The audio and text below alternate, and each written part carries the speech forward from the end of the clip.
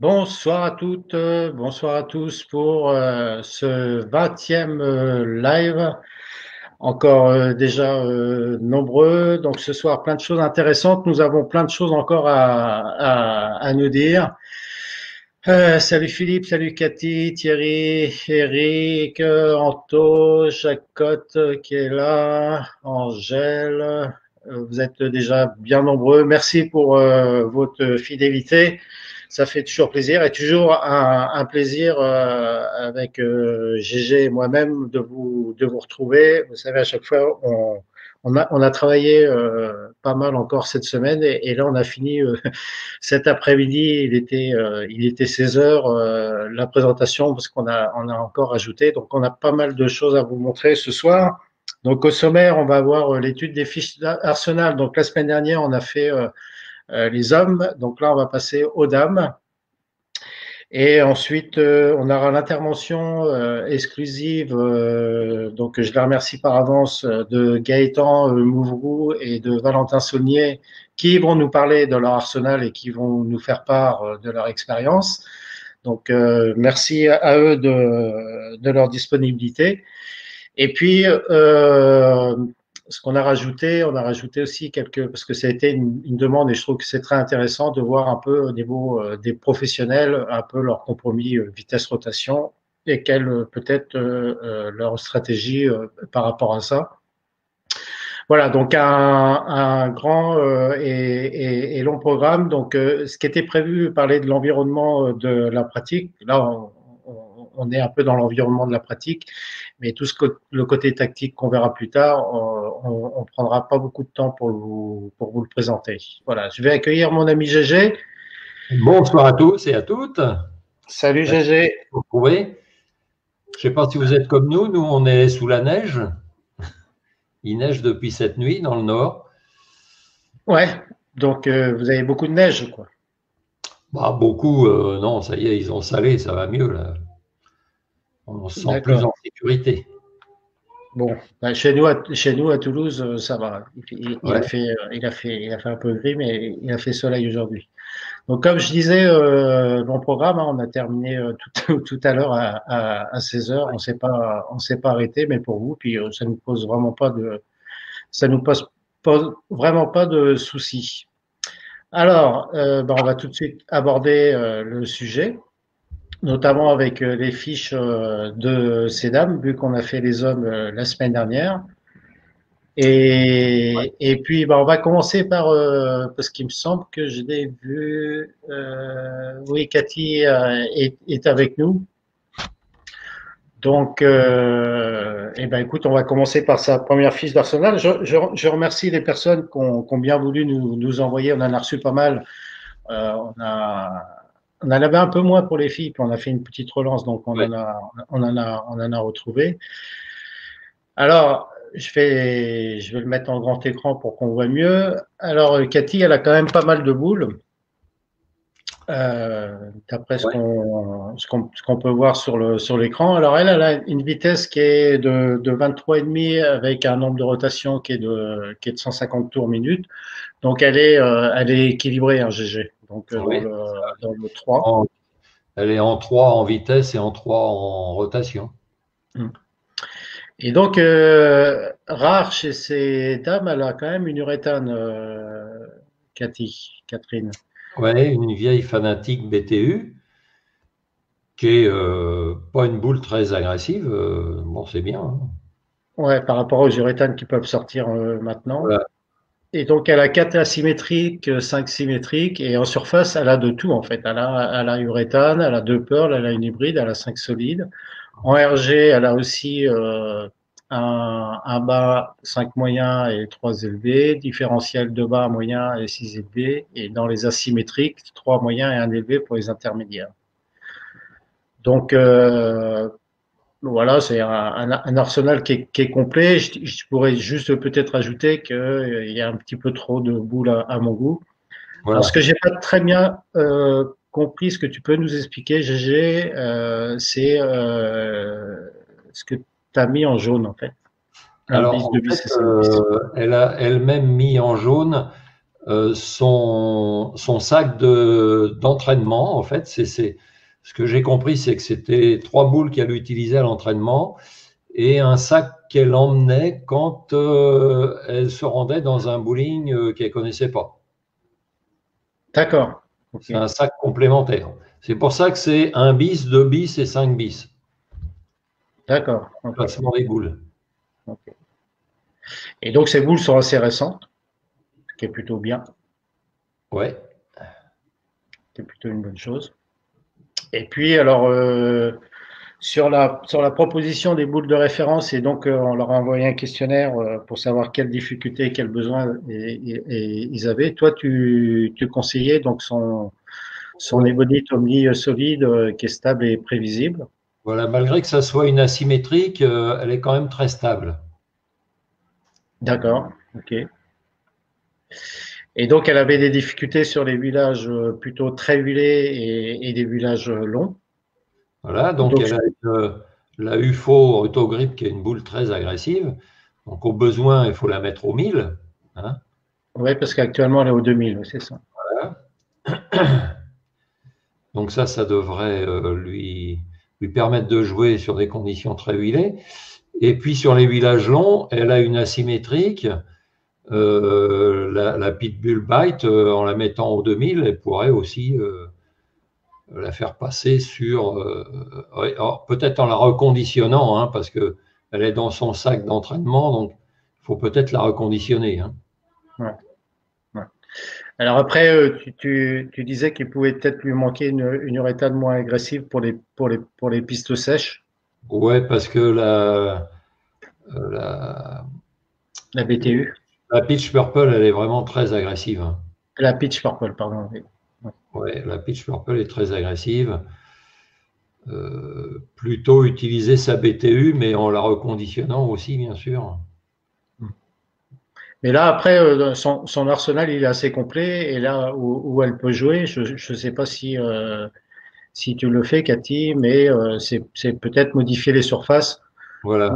et essayer d'être plus dans les extrêmes, très glissant ou alors très, très, très roulant.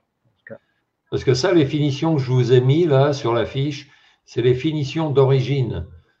Mais normalement, vos boules ne devraient plus être aux finitions d'origine. Il faut les mettre en fonction de ce que vous demande la piste. Hein.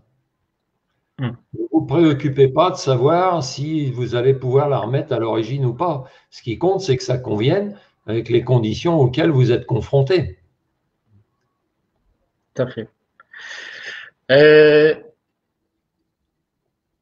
Elle nous met un petit message, hein, d'ailleurs, c'est ce qui me manque, les pads. Et effectivement, Voilà. si tu utilises les pads à bras longs, là, tu vas encore optimiser encore plus ton arsenal. Pas de souci, on en a déjà parlé. Je profite pour faire un petit coucou à Cathy, qui nous marque, j'écoute en même temps Castex pour Ouais. savoir quand est-ce qu'on va réouvrir, car il y en a marre. Donc, on lui fait un petit coucou et bien entendu, On on pense à souhaite, vous. on pense à vous et on souhaite bon courage parce que on a bien entendu besoin de vous et on a hâte effectivement que vous rouvriez. Bon courage à vous. Je vais passer un bonjour aussi à notre ami Marc qui nous suit, Marc Buffat. Voilà, donc je te fais un petit coucou Marc et puis on a eu une discussion avec Franck. Là, on fera peut-être un jour un petit live tous les trois, tous les quatre avec GG ensemble. Pas de souci. Donc bonjour aux Canadiens s'ils nous écoutent. Ça fait plaisir de vous voir avec nous. Salut José qui vient d'arriver aussi. Thierry, Alain, c'était son anniversaire hier. Waouh. Donc il a encore pris un an. Donc il va approcher des 76 maintenant, je crois, un truc comme ça. Non, tu fais toujours jeune. Alors, la deuxième fiche, ça va être celle de Nadine Robert, qui, elle, a une vitesse de 24 et des rotations de 250 tours Alors, minute.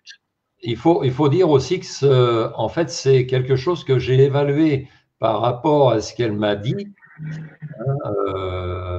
parce qu'elle n'avait pas de données précises. Mm. Hein, donc, bah, je sais qu'elle est semi-roller, donc ça, c'est bien. Ça passe partout. Donc, elle aurait, d'après elle, un peu plus de rotation que de vitesse. D'accord, ok. Donc ça, c'est quand même à vérifier. Un Ouais. arsenal complet également, parce qu'on a 4 asymétriques et 6 symétriques, 3 solides, 3 hybrides, 3 pearls, Ouais. une uréthane pearl, la pitch blue, et puis le DRG diversifié, des différentiels diversifiés, et puis pour les boules asymétriques, on a deux Ouais, ouais. différentiels, deux moyens, deux élevés. Donc là, pareil, l'utilisation, on peut recommander la même chose que pour Cathy, l'utilisation de pads hein, qui va lui permettre de modifier les surfaces. Mais encore une fois, pour moi, il y a trop de boules et certainement des boules qui peuvent faire doublon. Donc dans ce cas-là, c'est jouer sur les surfaces pour éviter ces doublons. Ouais. Et puis reconditionner les boules, quoi, surtout. Hein. Ouais, parce qu'elle nous a marqué DB8 Misfit en effet qui est de 2011, Et très usé. Donc voilà. Et, alors, quand même, si vous achetez des pads, ça coûte beaucoup moins cher qu'une boule. Hein. Un pad, ça vaut entre 4 et 6 euros suivant l'endroit où vous l'achetez. Euh, bon, il en faut au moins 5, quoi, 5 ou 6 de grains différents. Donc, hmm, vous voyez on reste dans des prix raisonnables. ouais. Et donc elle a une Storm Rocket. Elle a des difficultés sur les villages très secs, donc on peut lui conseiller une uréthane, la Pitch Blue, de la mettre au 4000 ou de reconditionner la Misfit, la DV8. Ou Ouais, bah, au pire, si vraiment c'est très sec, pourquoi pas d'utiliser sa boule de spare. bien Une sûr. boule de spare, c'est pas fait que pour les spares. Hein. Ça peut très bien aussi matcher euh, Si c'est sur. vraiment très sec, vous ferez 170 ou 180 avec la boule de spare et 130 ou 140 avec une boule réactive. Hein. Hmm. Ouais, c'est clair. C'est clair. Et puis, pour les pistes très sèches aussi, tu conseillais la Brunswick Twist. Voilà, twist, ouais. En tout cas, c'est une boule qui est très faible. Voilà. C'est des boules début de gamme. Hein. Ok, je vais voir si elle nous a mis un petit commentaire. Là, toutes mes boules sont la même que celles sont les mêmes que celles d'entraînement. Ok. Ah. Ouais, il faut reconditionner et tu vas voir que tu vas laisser moins de kick 10, tu vas retrouver plus de strike et un peu de longueur et puis un break plus franc. Ouais. Ok, Henriette qui nous a envoyé sa fiche, donc 6 boules dans son arsenal. Avec une vitesse de 24,5, rotation 210 tours par minute et un compromis donc qui est équilibré. Voilà. C'est une semi-spinner, donc naturellement, elle va avoir des réactions de boules qui vont glisser assez loin et elle joue en 13 livres. Voilà, c'est le problème d'Henriette, hein, bah, elle le sait. Hein. Voilà, maintenant, il faut faire un essai en 14. Ouais, donc on parlera un petit peu des poids de boules la semaine prochaine et que l'influence que ça va avoir, en tout cas dans l'impact Ouais. dans les quilles. Et il est clair, GG, que entre les 13 livres et les 14 livres, déjà, on change de noyau.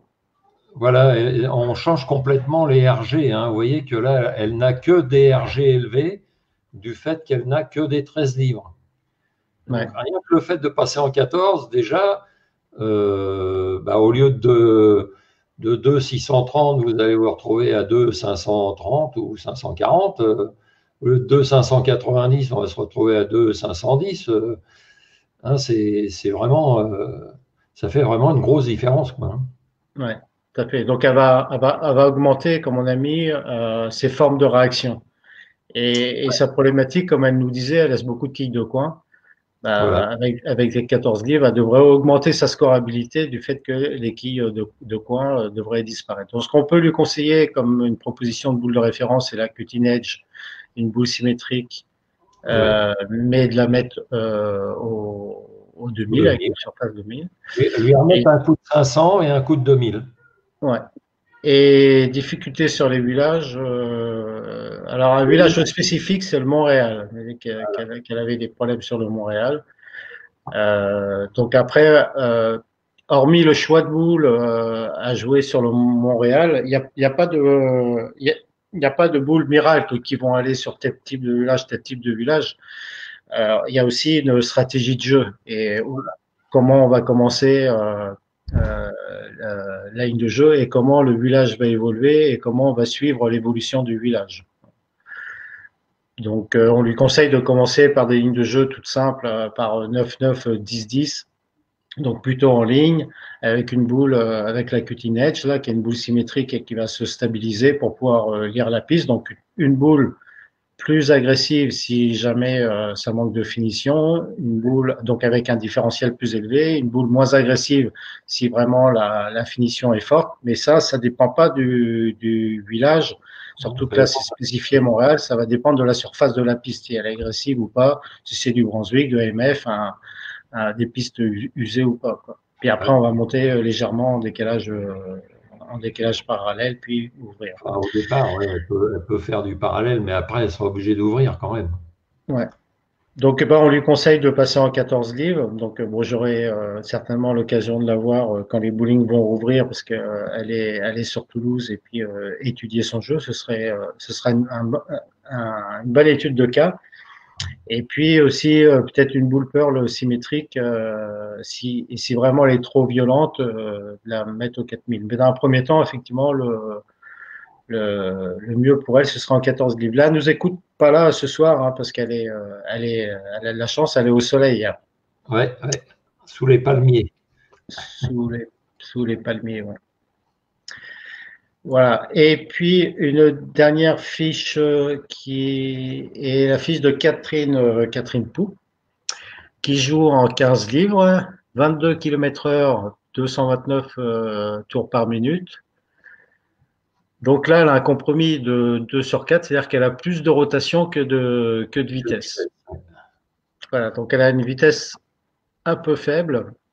Et donc, avec un arsenal aussi complet, hein, parce qu'elle a quand même déjà une uréthane, 3 solides, une hybride, 5 pearls.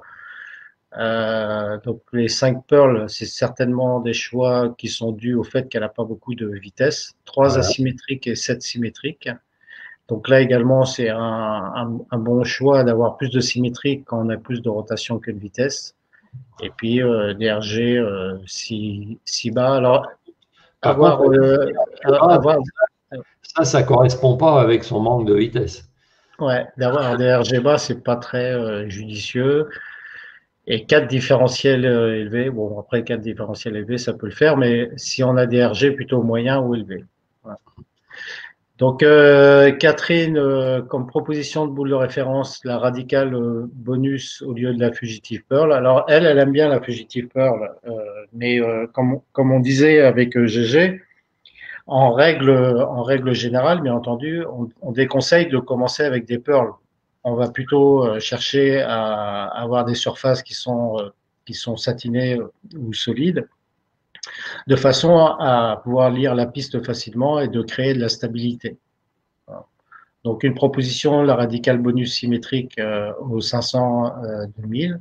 Et donc une difficulté sur les villages secs ou trop roulants, ce qui n'est pas étonnant hein, vu son compromis qu'elle a plus de rotation que de vitesse. Et donc on lui conseille la Brunswick Twist éventuellement, pourquoi pas de la mettre au Ouais, 4000. si elle est trop violente, ouais, il faut la mettre au 4000. Et puis sur les villages courts, la radicale bonus symétrique au 1000. Qui va lire la piste assez rapidement et donc obtenir de la stabilité sur la fin. Donc, on peut lui conseiller déjà de voir comment on peut augmenter la vitesse de boule sur son jeu. Je pense que elle, il faut qu'elle s'oriente parce que Bon, c'est déjà une joueuse qui a de l'expérience, hein, qui a de la motivation. Il faut absolument qu'elle augmente sa vitesse de boule, quoi. Hein, donc c'est surtout dans cette orientation-là qu'il faut qu'elle se mette, quoi. On a une question, Alexis Martin, quelle boule pour un débutant comme moi? Alors, le problème, c'est que la réponse, on va avoir de la difficulté à te le donner. C'est soit tu joues avec des boules râteliers et là, on va te conseiller de jouer avec une boule polyester, ou soit tu es déjà du matériel. Et là, c'est voir en fonction du matériel que tu as. Mais si tu as un débutant, en tout cas, moi, je vais déjà te conseiller par trop aller chercher la scorabilité par la réalisation des spares et une méthodologie sur les spares. Voilà, parce que c'est dans un premier temps, c'est ce qui va augmenter la scorabilité et de mettre un maximum de boules dans la poche sans nécessairement aller rechercher le strike. Alors, je Voilà, pense que c'est plutôt une réactive début de gamme, hein, qui reste maîtrisable. Catherine nous écoute et nous dit, je suis passé en 15 livres justement pour réduire ma vitesse. Donc, ça veut dire qu'avant, je jouais en 14. Et le fait de jouer en 15, ça doit lui permettre d'avoir un meilleur impact, mais elle me disait aussi qu'elle avait quand même pas mal de quilles de coin. Et donc, les quilles de coin, on le verra sur le côté tactique, mais c'est généralement lié à la problématique de la friction et de l'angle d'attaque dans les quilles.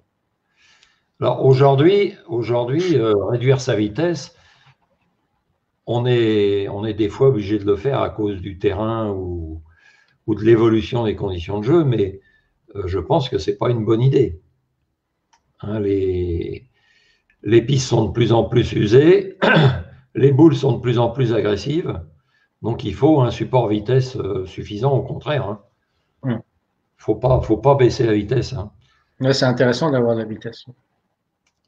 Et c'est un bon support autour duquel on peut construire. C'est clair. Et puis, eh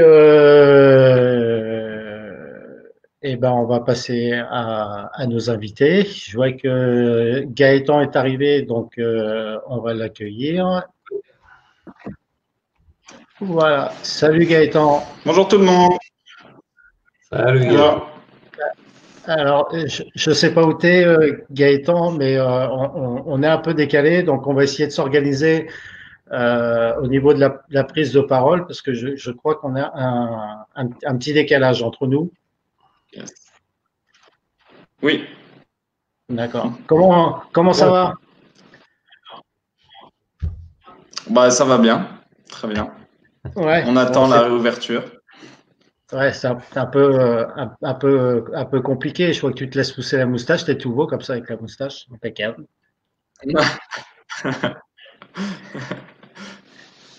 Je vais, avant de passer sur ta fiche, parce que tu vas nous parler de ta fiche, je pense que ça va intéresser tout le monde et par rapport à ton expérience et en tant que joueur de haut niveau et peut-être aussi, tu pourras nous dire deux, trois mots de ton expérience que tu as vécue aux États-Unis et sur le choix des boules de référence et autres. Je vais juste voir la question que nous a posée Henri.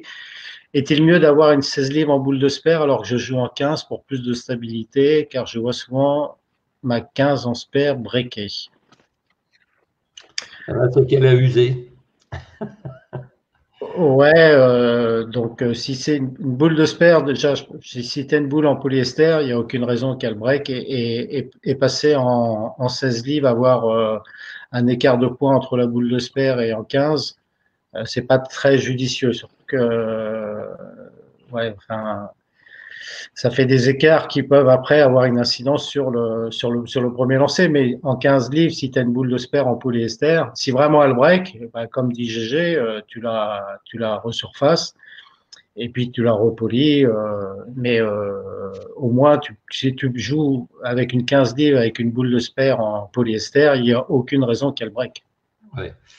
Alors, en jouant en 16 livres, il va encore perdre de la vitesse. Donc, En plus, ouais. En plus, ouais.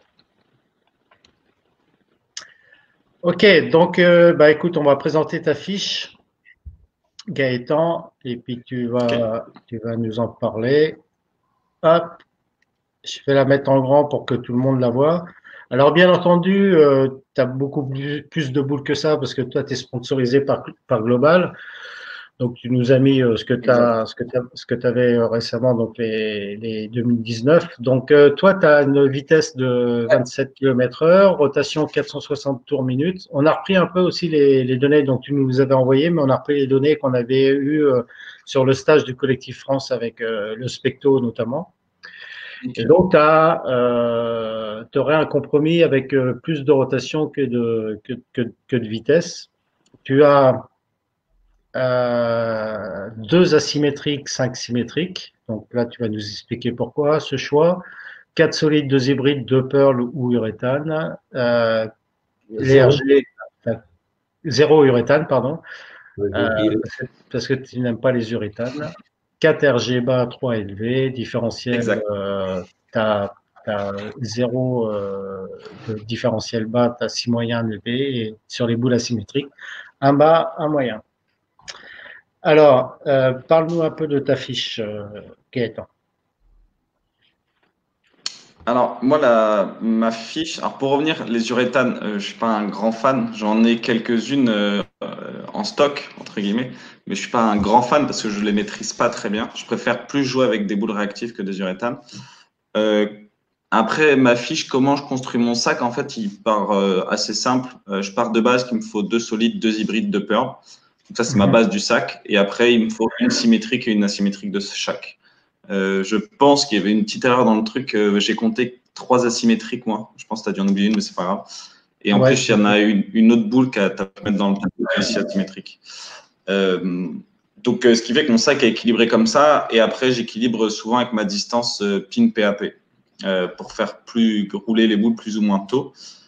Et donc, voilà, en général, les boules qui glissent le plus sont celles qui ont un PAP plus long, sont celles que je vais utiliser plus à la fin. Et celles qui ont un pin PAP plus court sont celles que je vais utiliser au début. Donc, voilà un peu la base du sac. Et après, il varie vachement suivant les endroits où je vais. Si je vais sur un bowling AMF, je vais prendre des boules peut-être un peu plus glissantes. Si je vais sur un brin sup, peut-être un peu plus roulant. Et suivant les huilages que je vais rencontrer. Donc ça, c'était le sac avant le confinement. C'était mon sac avant le confinement. d'accord. Et donc, toi, tu as des pads, et donc tu utilises souvent les pads. Comment ça Ouais. se... Bah, en moyenne, toutes les 6 parties. Toutes les, pardon, je sais En pas. général, je fais un squad avec les je... D'accord.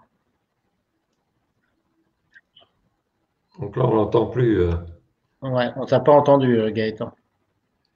Tu fais une série avec. En moyenne, les pads, j'utilise toutes les 6 parties. Ok.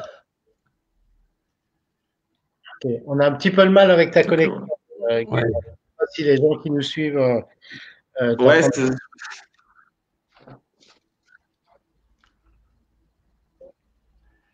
donc, est-ce que vous m'entendez mieux là? Là, Ouais.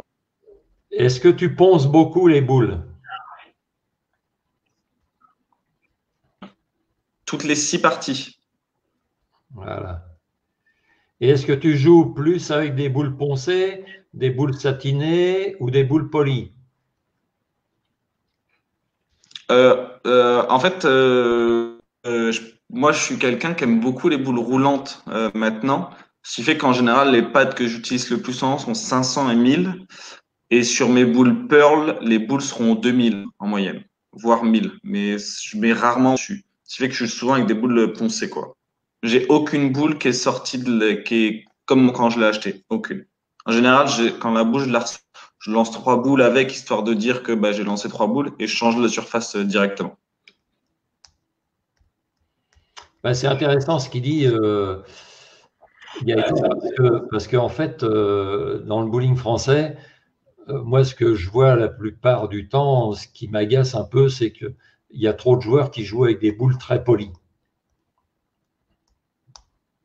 Donc, manque de stabilité, manque de contrôle. Mais ça, c'est un Mais avis ouais, personnel. c'est assez drôle cette situation parce que moi, je le vois beaucoup à Moussy où on a un bowling qui glisse vachement et les gens, ils veulent que la boule revienne, donc ce qui fait qu'ils prennent des boules polies et en fait, ça détruit encore plus la piste et ce qui fait que ça devient très compliqué à jouer à Moussy. Alors que quand on s'entraîne, quand les gens s'entraînent avec moi, souvent je leur explique les boules qu'il faut utiliser et ils disent mais c'est ultra facile à jouer en fait. Et dès qu'ils utilisent les bonnes boules, c'est beaucoup plus simple. Et les boules polies sont très instables à zéro. C'est pour ça, moi, je déconseille les boules polies à zéro. C'est ce qu'on peut faire de pire. Oui, tout à fait. Surtout qu'à zéro, on a quand même une partie qui est dégraissée, une partie qui est gluée. Donc, il n'y a aucune raison que ça casse. Et avec une boule polie, une boule pearl, on augmente encore plus l'agressivité du fond de la piste. Et c'est difficile de mettre le jeu en place. Alors, je ne sais pas par rapport à ton expérience chez les pros, sur les tournois pros que tu as pu faire aux États-Unis. Euh, en termes de gestion de boules d'essai, je suppose qu'il n'y a personne, je m'avance peut-être, hein, qui commence avec des boules polies. Ah non, personne. Il y a même très très peu de boules polies dans les sacs des joueurs. Toutes les boules sont resurfacées comme je fais entre 2000 et 3000. Il y a peu de boules polies. Et donc, tu as eu l'occasion de jouer chez les pros et donc, tu avais avec toi ce qu'on appelle un ball rep, c'est-à-dire que c'est une personne qui conseille sur le matériel et qui en même temps coach. Et donc, pour avoir été avec toi, après le premier squat, tu as été direct dans le camion pour percer des boules, en fonction de ce que demandait le terrain. Ouais, c'est ça. Et donc là… En général, on fait… Vas-y. Non, ce que je voulais te dire, c'est que effectivement, quand tu perces une boule, donc les gars, ils font les trous, et toi, par contre, tu t'occupes de la finition. Ça, c'est la première chose. Et généralement, avant d'avoir joué, est-ce que déjà les surfaces sont modifiées ou pas?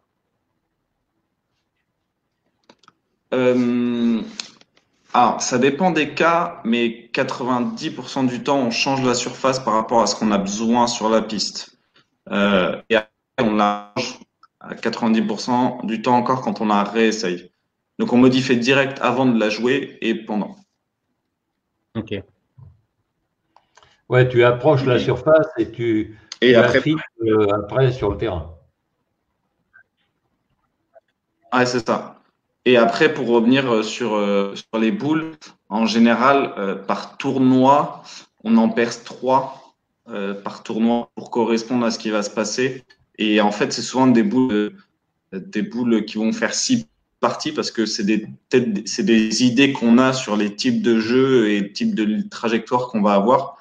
Et en fait, les boules, on s'en sert pas du tout. Et on perce pour certains cas. On perce pas la boule pour qu'on l'utilise un an. On perce la boule pour utiliser peut-être partie ou 4 parties ou un instant T. C'est vraiment, c'est un outil, quoi. C'est pas une boule pour le long terme. Oui. D'ailleurs, pour l'anecdote, quand on était à Vegas avant il y a des boules que j'en ai percé 5 ou 6. Et il y en a, je les ai envoyées que 3 fois. Et je les ai jamais rejouées. Oui, mais enfin, il faut pondérer un peu le truc. Tu es sponsorisé, donc tu as accès à beaucoup de matériel. Ouais. Tu ne peux pas se permettre la plupart des joueurs. Par contre, ce qu'on peut conseiller à la plupart des joueurs, c'est… on arrive, on perce tout le temps. On fait que ça. De boule.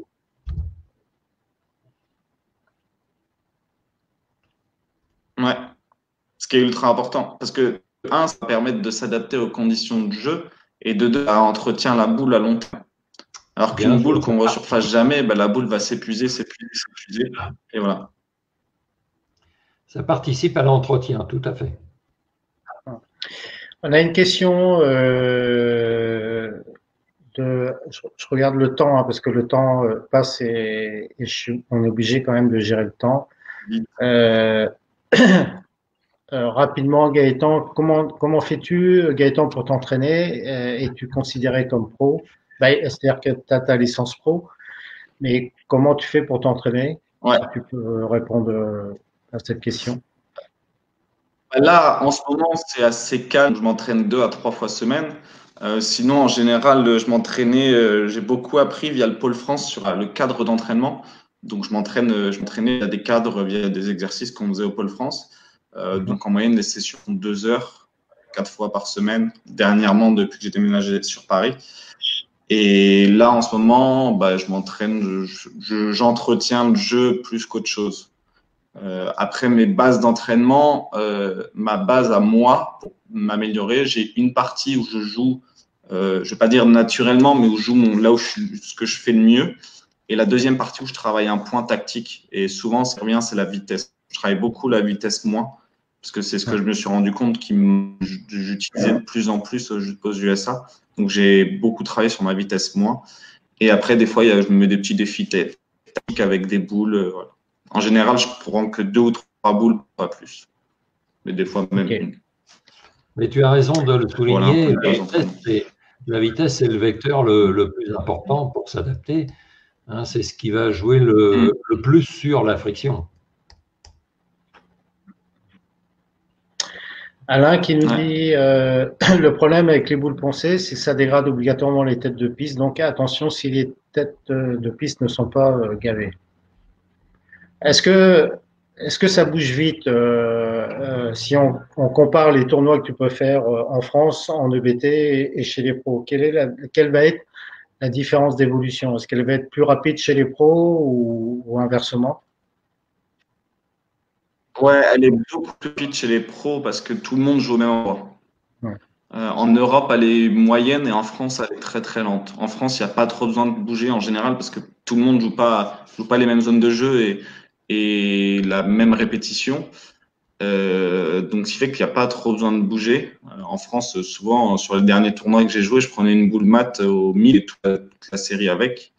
Alors qu'aux USA, on va être beaucoup sur des changements de boules et très très souvent. Ils sont plus précis, plus réguliers, et puis ils jouent où la piste leur demande de jouer. Hein. Une question de Stéphane, ouais, c'est ça. Que je salue. Pourquoi les joueurs pros réduisent leur vitesse?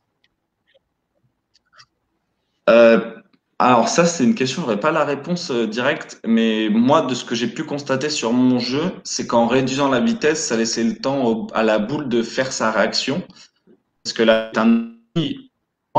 qui fait que je adaptais mon jeu en fonction de la boule, parce que la boule correspondait à la piste. Et en réduisant la vitesse, on enlève beaucoup plus les quilles de coin de ce que je trouvais. Et après, il y a Jason Belmont qui a fait il adore monter et réduire sa vitesse et faire que la boule détruit la piste. Donc, les joueurs ont dû s'adapter et faire ce même truc-là. C'est clair. En fait, ça augmente la friction et dès que les joueurs montent, il y a une réduction de la vitesse quand ils commencent à jouer cinquième. Ils modifient leur axe de rotation et leur vitesse de boule. Ça va jouer à celui qui sera le plus haut, entre guillemets. Il ne faut pas être en dessous de l'autre en général. Ouais. Donc, soit il faut être tous au même endroit ou soit au-dessus de tout le monde. Il y a ça qui joue aussi. Les joueurs à deux mains, ce n'est pas facile. Il y a Xavier qui te passe un petit message. Xavier qui est avec nous et qui lui dit pour le rasage, comment Gaëtan s'y prend? Je ne m'y prends pas du tout. Et donc, plus on monte et plus on réduit la vitesse, théoriquement, oui. Et on augmente son axe de rotation. Théoriquement, ouais. Ok. Pour donner une image, moi, quand je joue en tournoi, et juste pour finir là-dessus, moi, quand je joue en tournoi, je descends souvent à 22,5, 23 km/h en boule de strike. On va aller monter haut aller jouer plus à gauche de la piste. D'accord. Et tu augmentes ton axe de rotation aussi?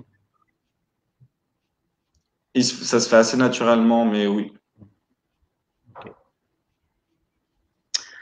Ok, merci Gaëtan. Je vais accueillir Valentin parce que je vois que Valentin est arrivé, qui va nous faire. Bon, je vais quand même l'accueillir. Salut Valentin. Bonjour. Valentin.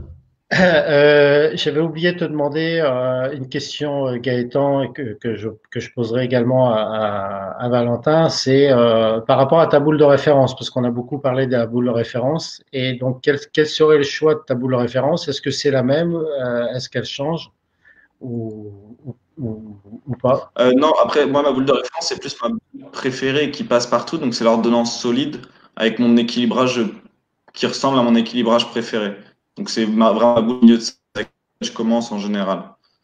D'accord. Donc, l'ordonnance solide, Voilà. 2000, équilibrage 50 fois quai demi fois 50. D'accord. Difficulté sur les huilages, aucune. Et tes besoins, tu nous as mis 20 à 30 boules par an. Donc, voilà, ça c'est fait. Ça, c'est dit. Ouais. Le fait de recevoir beaucoup il y en a qui passent à la trappe très rapidement. Moi, j'en ai qui passent à la trappe très rapidement. Et le fait de jouer sur le circuit pro fait que j'ai besoin de pas mal de boules pour combler ça, quoi. Donc, j'en perds beaucoup. D'accord. Et c'est pas, ça c'est une question, c'est pas trop perturbant d'avoir à un moment donné trop de boules? Ça te perd pas ou pas? Je sais pas. Au début, ça me perdait un peu.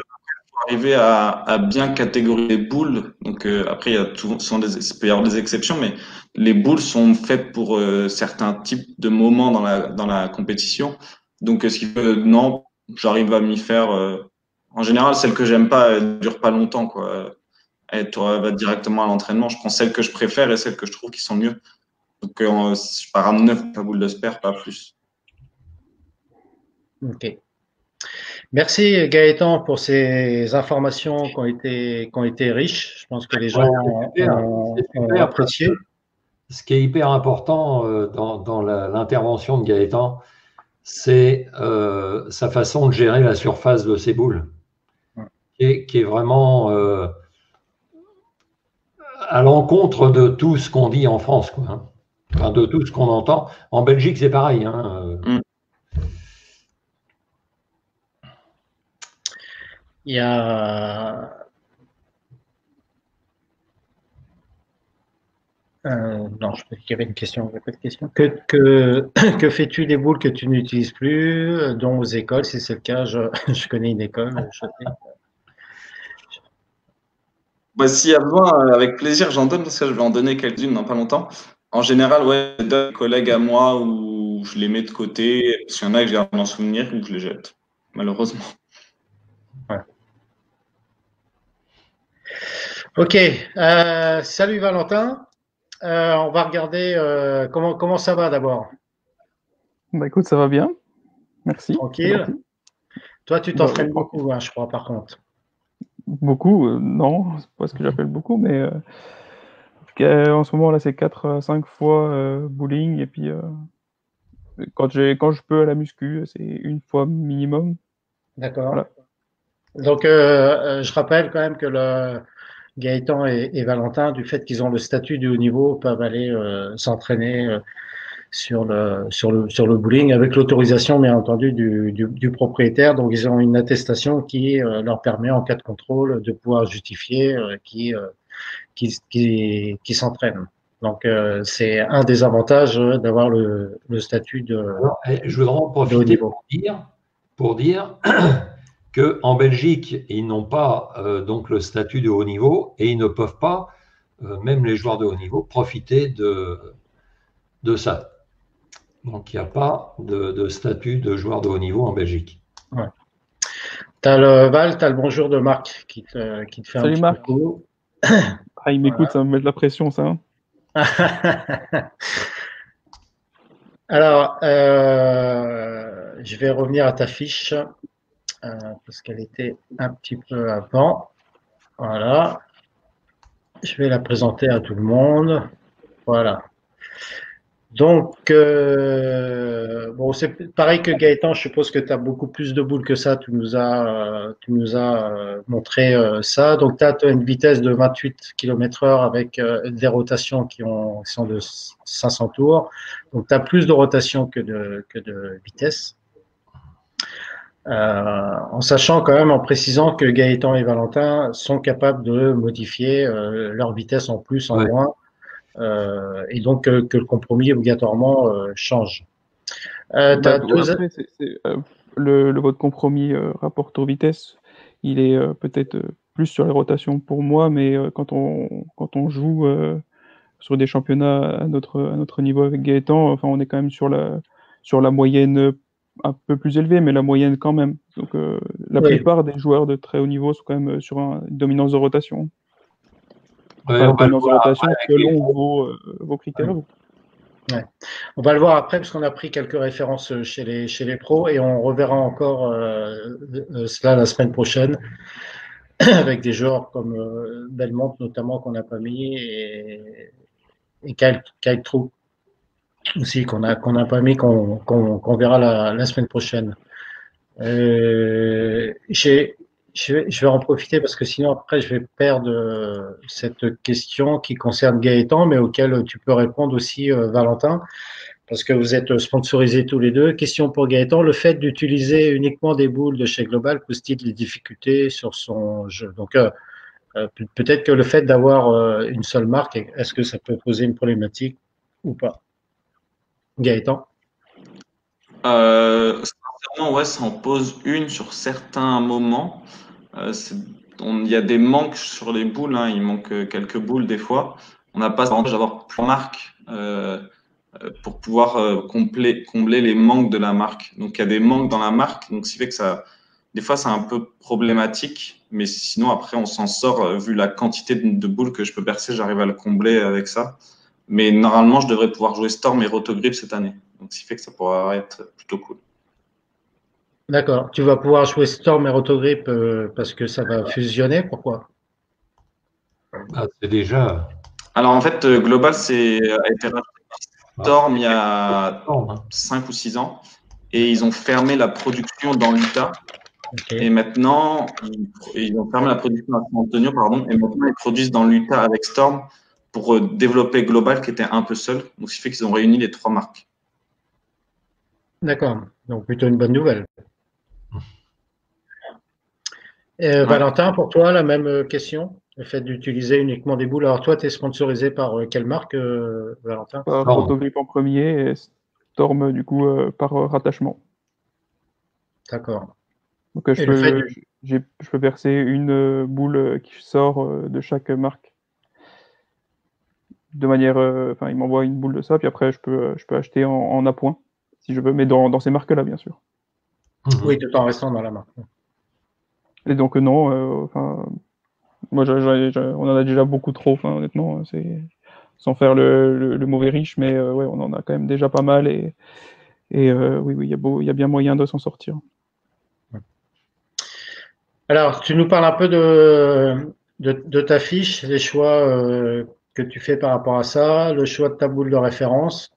Ok, bah, je vais déjà faire une petite intro là-dessus, parce que Vas-y.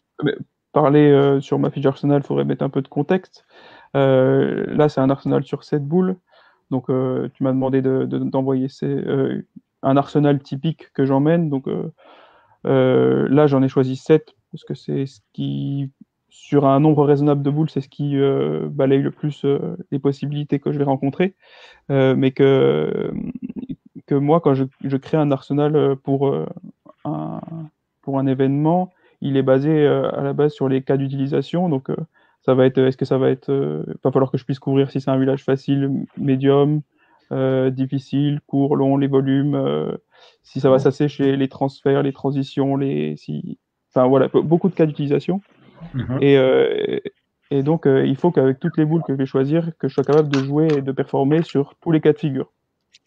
Donc, bien sûr, là, si j'ai un format de compétition qui va être une ligue ou qui va être un championnat d'Europe, le nombre de boules sera complètement différent. Et donc, là, on va se focaliser sur un Arsenal typique que j'emmènerai sur un scratch en France ou voilà, ça c'est sur un championnat d'Europe, j'en emmènerai sûrement un peu plus, sur un EBT peut-être un peu plus, voire celui-là. Ça dépend aussi de ce que je connais de la compétition. Donc, je vais vous présenter cet Arsenal-là. Il y a Marc qui nous fait une petite remarque, Valentin. Bel Arsenal sur papier. Sur papier, oui. En tout cas, j'espère qu'avec ce que je sais faire dans mes mains, de ma vitesse, de mon axe et de mes zones de jeu, je vais être capable avec toutes ces boules-là de balayer la piste et de réussir à bien maîtriser chaque phase de la compétition. Bien sûr, il y a la surface de boule qui va rentrer en jeu. Donc, moi, on va commencer par la Pitch Black. Je le mets en premier dans un arsenal de compétition disons, de haut niveau. Pas forcément toutes les compétitions Scratch en France, mais en tout cas toutes celles où il y a un huilage qui est assez entre 4 et 1. Voilà, ça va être une des premières boules que je mets dans le sac parce que si on l'a pas dans le sac et que c'est ça qu'il faut jouer, on le regrette toute la compétition. Donc ça va être plutôt quand typiquement, ça va être quand il y a une piste qui est plutôt assez difficile, avec des back-ends qui vont être très, très prononcés. Donc ça veut dire que c'est le crochet à la fin qui va être très prononcé. Et donc je vais l'utiliser plus pour adoucir cette réaction. Ensuite, on monte un petit peu en gamme. Donc Hustling, ça va être ma boule réactive la plus douce. Donc avec un équilibrage aussi qui est relativement doux, une surface assez moyenne, intermédiaire. Donc ça va être une boule que je vais jouer plus sur les pistes où il y a beaucoup de friction et où j'ai pas forcément envie que ma boule fasse un crochet total très élevé. Disons que quand j'ai envie d'avoir un crochet total plus élevé sur des pistes asséchées, je vais plus aller sur la Trend, qui est en 4e position, qui est une Pearl un peu plus polie, où là je vais pouvoir faire peut-être plus de trajectoire. Donc si j'ai besoin de monter suite à un assèchement, ou si j'ai besoin de monter parce que quelqu'un joue plus haut que moi, je vais plutôt utiliser ça. On va revenir à l'IQ Tour, qui est pour moi, comme tu disais tout à l'heure, peut-être ma benchmark, parce que j'en ai percé déjà 3 et que je la connais très bien. Elle a aussi le très bon profil pour la benchmark, un différentiel très modéré avec un bas RG que j'apprécie beaucoup et avec un équilibrage mon équilibrage favori. Ensuite, on monte en gamme avec la phase 2, qui est un petit peu le niveau au-dessus de l'IQ Tour Edition, avec une surface un peu plus basse encore, mais avec une force un peu plus élevée. Donc ça va être peut-être la boule que je vais le plus utiliser sur des tournois internationaux, parce que c'est vraiment le genre de boule qu'on utilise tout le temps, avec beaucoup de contrôle, beaucoup de lecture de piste, qui a tendance à bien dégrader les pistes. Donc j'avais la question tout à l'heure d'Alain Marcelon qui disait que les boules mates, ça asséchait les pistes. Oui, c'est ce qu'on veut, en fait. On veut assécher les pistes pour pouvoir s'appuyer dessus. Et ça, c'est vraiment une chose qu'il faut se mettre en tête, c'est qu'on ne veut pas que la piste, elle reste pareille. Parce que si elle reste pareille quand c'est difficile, on galère toute la compétition. Et il faut se faciliter la vie, il faut assécher la piste. Donc j'utilise des boules comme ça aussi pour ça. C'est vrai que des fois, peut-être des boules polies vont être meilleures sur 2 ou 3 parties, mais si ça va pas me favoriser pour la suite, je préférerais utiliser une boule qui va me favoriser pour après aussi, parce qu'il faut y penser aussi à après. Donc ça veut dire, Valentin, je te coupe, que stratégiquement, tu vas utiliser des boules et des lignes de jeu pour te faciliter la tâche. Ce que je veux dire, c'est pour rendre les conditions de jeu plus faciles. Oui, quand je commence une compétition, même les compétitions les plus importantes, je me mets pas. Ça, c'est par expérience aussi, hein, on l'apprend avec le temps, avec l'ambition de faire 100% des lancers parfaits. Et donc, j'estime que si j'ai un environnement plus favorable, mes 80-90% meilleurs lancers, ils doivent faire strike, ils doivent aller dans la poche, même si c'est pas forcément le lancer à 100%. Et donc, je vais utiliser des boules qui vont me permettre de faciliter la piste. Donc, ça veut dire assécher. Hein. Clairement, ça va faire assécher la piste. Et en montant un petit peu, 2 lattes, 4 lattes, 6 lattes, pouvoir m'appuyer sur cette zone-là dans le milieu de la piste pour que la boule elle freine quand je fais un écart à droite et qu'elle voit une zone saine de la piste quand je fais un écart à gauche, par exemple. Voilà, ce que disait Alain Marcelon, c'est que lui, il parlait de la tête de piste, hein, parce que en fait, c'est le mi-piste que tu assèches. Si tu veux oui, mais la tête de piste, si tu la sèches, tu montes. Hein. C'est aussi simple que ça. Si tu l'as séché, la piste, tu montes. Voilà. Même si tu peux pas te dire, je vais me faciliter la vie à ne pas monter, parce que c'est me faciliter la vie, c'est une solution de facilité de ne pas monter et puis de rester au même endroit. Mais si la zone la plus performante, elle est avec une boule mate qui va t'assécher la piste, mais qu'il faut que tu montes de 2 lattes tous les 4 frames, fais-le. C'est juste qu'il faut que tu l'intègres dans ton process de compétition. Alors justement, tu dis, tu montes toutes les 4 frames, et ça c'est quelque chose qui est variable suivant les conditions. Hein, ça peut être, Complètement, oui. Complètement. Il y a des compétitions où tu vas pas bouger, tu vas arriver sur une piste en EVT et puis tu vas bouger de presque rien. Et des fois où ce qui me revient le plus, c'est Saint-Marin, où c'est vraiment des fois très, très compliqué sur certains squads, où tu peux monter de 2, 3, 4 lattes chaque frame où tu joues, enfin, chaque boule que tu lances sur la piste. Des fois, c'est incroyable la vitesse que tu dois prendre, à la vitesse à laquelle tu dois monter. C'est des fois très, très confus pour certains joueurs qui n'ont pas cette expérience-là, quand on leur explique ça. Mais ouais, il y a vraiment des moments où il faut Oui, on l'avait vécu au championnat du monde à Hong Kong notamment, où on commençait à droite, mais on ne pouvait pas être dans la zone deuxième, troisième flèche parce qu'elle était vachement roulante, cette zone-là, assez usée. Et il fallait jumper carrément de la zone première, deuxième flèche à la quatrième flèche, si mes souvenirs étaient bons.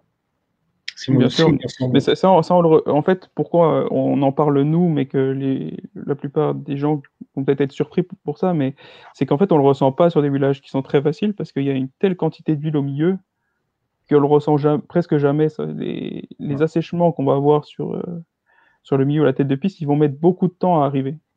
Et en plus, ça se comporte pas de la même façon. Mais nous, sur des villages très difficiles, on le ressent très très vite, ça. Mais le message, c'est ça, c'est que bon, la plupart des joueurs français, ben, ils bougent pas en fait. Hein, ils vont faire leurs 3 parties sans bouger, en étant étonnés de laisser la 10 ou de laisser des splits. Et en fait, il faut suivre l'évolution de la piste et puis monter au fur et à mesure si la piste le demande. Oui, mais après, des fois, ça marche bien parce que c'est un village à 12 pour 1, à 14 pour 1, et c'est la plupart des choses que l'on retrouve sur une ligue. Ça m'arrive aussi de jouer des ligues et de ne pas bouger d'une latte, mais après. Je reviens sur ton arsenal, Valentin, parce qu'en fait, tu as toujours pratiquement le même équilibrage. Donc ça, c'est un équilibrage que tu changes pas. Je vois 70, 4, 70. Tu vas changer le deuxième chiffre. La Hustlink et la phase 2, c'est les deux seuls qui sont avec un pin en dessous des doigts, en gros. Donc, j'en utilise que 2 parce que, notamment sur les boules symétriques, j'aime utiliser presque un maximum du noyau et plutôt jouer sur le pin PAP pour si je veux adoucir la réaction. Voilà, comme par exemple la traîne qui a pin-up. Donc, pin-up, ça veut dire le pin au-dessus des doigts. Et avec 5,5 de pin PAP, c'est le deuxième chiffre sur l'équilibrage, qui lui va plutôt avoir tendance à faire que la boule va être une réaction plutôt allongée.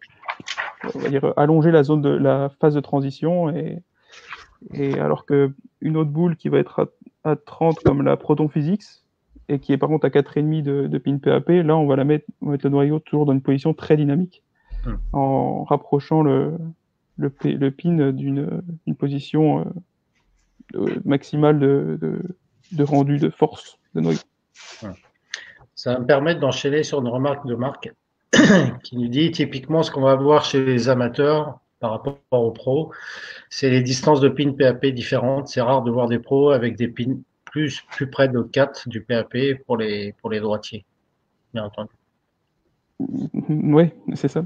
Même si là, je ne sais pas si les gens regardent les sorties, notamment chez Radical, il y a Mopinel qui en ce moment prône les équilibrages avec des pins PAP courts. Je suis personnellement complètement contre ça. J'ai déjà testé ça des centaines de fois et c'est une horreur, quoi. Enfin, pour moi, j'aime pas ça du tout. Ça peut-être convenir à certains joueurs, mais j'aime pas ça du tout. C'est vraiment affaiblir la boule pour la rendre plus contrôlable, oui, mais je préfère prendre une boule uréthane ou une boule qui va être plus dans le bas du sac plutôt que de faire ça sur une boule forte. Mais c'est que mon avis. Sûrement, Mopinel est plus expert que moi et plus d'expérience que moi, mais je ne comprends pas. Voilà. Mais en tout cas, c'est quelque chose que tu as essayé. Oui, c'est surtout efficace sur les boules asymétriques, pas les boules symétriques. Ah, je trouve ni l'un ni l'autre. Mais... Il y a d'autres questions. Une question d'Anthony qui te dit combien de fois avez-vous changé vos grippes, donc les angles sur les doigts, insert ou pas, sur ces dernières années depuis que vous êtes sur le haut niveau? Et la suite, c'est comment justifiez-vous votre dernier choix de tenue de boule? Ouais, alors, est-ce que vous avez changé régulièrement? Est-ce que maintenant vous changez plus? Ça s'est stabilisé? Moi, le dernier changement colossal que j'ai fait, c'est quand je suis allé chez Marc. C'était il y a 4 ans, chez Marc Buffat qui intervient là. C'était il y a 4 ans et depuis, j'ai fait des ajustements vraiment mineurs. Mais c'est de l'ordre du 16e sur un span et du 16e sur un angle. C'est presque rien. Mais ouais, depuis 4 ans, on va dire que ça s'est stabilisé. Et toi, Gaëtan? Pareil, il y a 4 ans et demi, je suis allé voir Vivien, on a tout changé. Et depuis, on a fait juste des ajustements suivant mes sensations et je pense que j'avais besoin. Mais on a dû faire 3 ajustements sur les 4-5 dernières années, même pas. Ça fait 1 an, rien changé. D'accord. Une autre question pour Valentin, mais pour Gaëtan aussi, concernant le perçage. Alors, je pense que c'est les équilibrages. Est-ce que les Américains percent les boules différemment par rapport à la France, par rapport à chez nous, au niveau des équilibrages, je pense? Bah, ça dépend quel perceur. Je vais être honnête, mais ouais, si un perceur se met à jour et qui se tient au courant, il va percer comme un Américain. Et il y a certains Américains qui font n'importe quoi aussi, hein, ne vous inquiétez pas. Hein. Oui, c'est clair. Après, il y en a beaucoup plus qui font des choses bien aux États-Unis parce que ils ont une plus grosse communauté. Mais celui qui se tient à jour en France peut très bien percer aussi bien qu'un Américain. On parlera la semaine prochaine des équilibrages, justement. Mais la question, c'est là peut-être plus pour Gaëtan. Est-ce que justement les distances pin PAP, les valeurs des équilibrages, est-ce qu'elles sont vraiment étonnantes par rapport à nous, différentes ou pas? Non, le boule que je perce entre les USA et la France, c'est assez similaire. Euh, Après, comme des fois, ils tentent des trucs un peu différents que moi, je ne tenterai pas perso sur mon matériel, mais des fois, il y a des trucs un peu qui sortent de la norme, entre guillemets, pour répondre à des demandes, mais non, il n'y a pas tant de différence. Enfin, j'ai pas ressenti tant de différence. J'ai beaucoup appris là-bas sur les types d'équilibrage, mais sinon, j'ai pas une grande différence par rapport avec ce que je faisais avec Vivien, quoi. D'accord. Il y a Philippe qui nous pose une question. Ils ont tous les deux une rotation supérieure à la vitesse et ils privilégient les boules à bas RG et moyen. Je crois que vous avez déjà un peu Alors, répondu par rapport à ça, euh, par rapport au fait que vous aimez bien la stabilité et vous aimez bien aussi justement détruire un peu les pistes. moi, je vais répondre à Philippe honnêtement, c'est parce que c'est ce qui marche le mieux. Quelqu'un qui, sur les tours des EBT aussi, qui va le mieux s'en sortir, c'est quelqu'un qui va être capable de pouvoir jouer plus haut que les autres. Donc, ça veut dire avoir des rotations plus élevées que sa vitesse. Ou alors, il va devoir baisser sa vitesse à 18 km/h, mais là, il n'y aura plus aucune efficacité. Donc, oui, il faut être capable d'avoir un lâcher assez performant maintenant pour pouvoir performer sur 6 parties. Parce qu'on voit des fois des joueurs bien jouer sur 2-3 parties, mais dès que la transition se fait, ils sont largués parce qu'ils n'ont pas la main et en tout cas les rotations pour faire des trajectoires suffisantes pour être performants.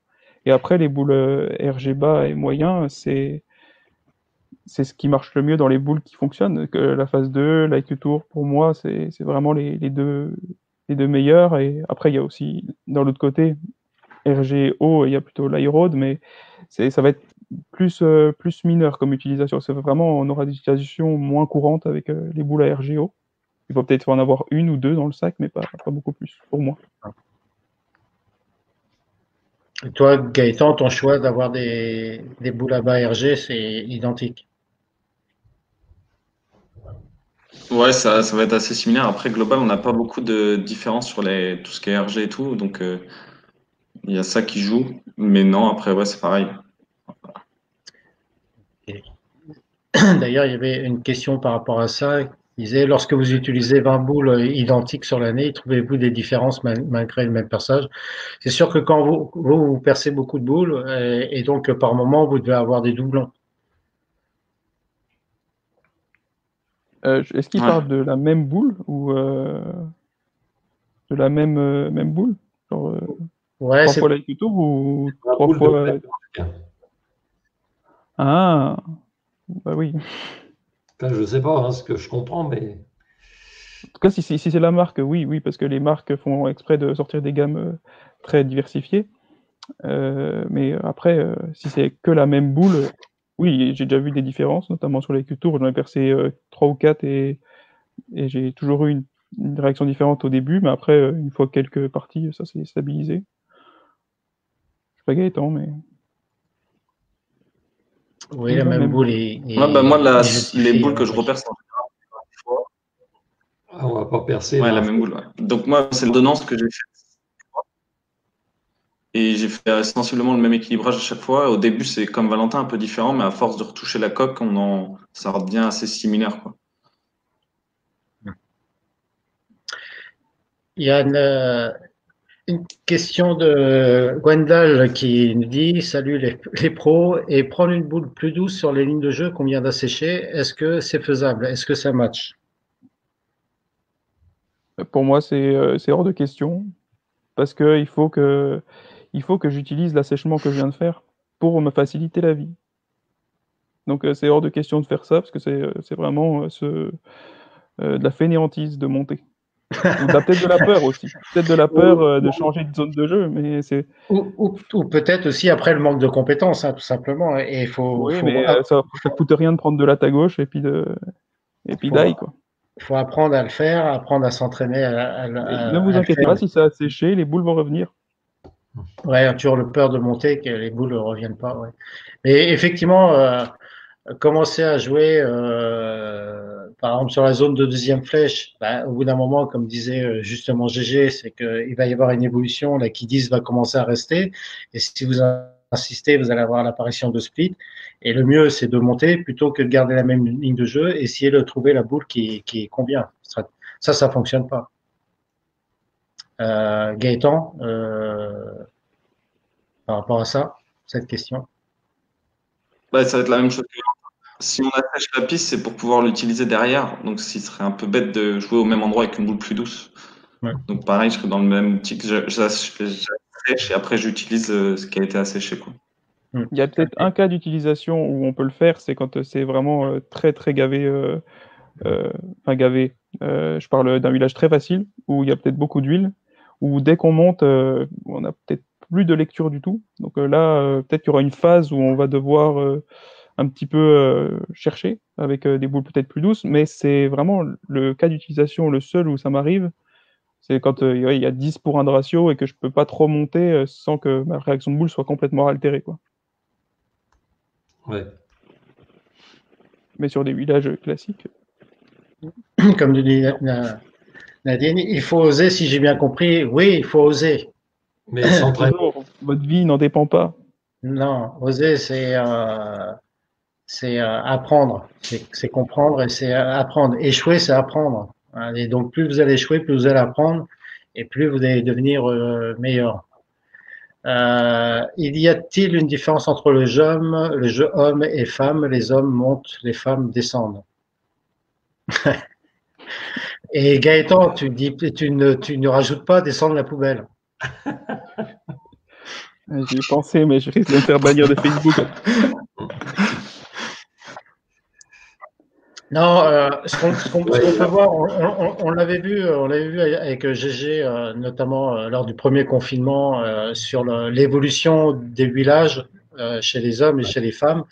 Effectivement, chez les hommes, le village se détruit beaucoup plus rapidement du fait qu'il y a beaucoup plus de rotation que les femmes. Et autant les hommes vont finir de jouer sur peut-être la cinquième, voire dans les extrémités sixième flèche, que les femmes vont rarement jouer, mais sur la compétition, on avait été ensemble à Syracuse. Il y avait, comment elle s'appelle, la joueuse qui joue chez Storm, là Diana. Non, Non, non, non, on va la présenter tout à l'heure.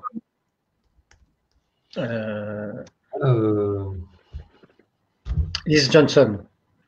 Liz, ouais. Je l'ai filmée parce qu'à la fin, elle jouait quand même quatrième flèche, quoi. Et elle n'a pas le jeu, mais elle a su s'adapter parce qu'elle n'avait pas le choix de monter. Hein. Tout le monde jouait très très haut. Et elle a réduit sa vitesse, elle a joué avec une boule solide, très agressive, et elle a modifié son axe de rotation, tout simplement. Moi, je vais répondre plus à la question, parce que j'ai eu le temps d'y réfléchir. C'est les hommes montent, les femmes montent aussi, pas dans les mêmes proportions. C'est-à-dire que si c'est une compétition 100% féminine, la 6e partie va sûrement se jouer peut-être 2 fois moins haut que les garçons. Si c'est, ça va peut-être se finir 3, 3,5, parce que peut-être qu'elles n'ont pas la capacité, avec leur nombre de rotations et la vitesse, de monter peut-être plus haut. En tout cas, ça le demande pas. Mais la zone de performance sera très, très, très, très probablement plus à gauche en fin de partie, en fin de série qu'au début de partie. Au début de série, pardon. Oui, oui. Ok. Merci c'était très intéressant. Et je vous remercie pour ça. Je pense que ça a plu à beaucoup de monde. Si vous voulez rester, Gaëtan et Valentin, on va continuer la présentation et là, on va faire un petit point chez les pros. S'il y a des questions qui apparaissent, hein, je vais allez-y poser des questions. On vous mettra en copie. GG, est-ce que tu avais quelque chose à rajouter par rapport à ça, des questions pour Valentin et Gaëtan peut-être?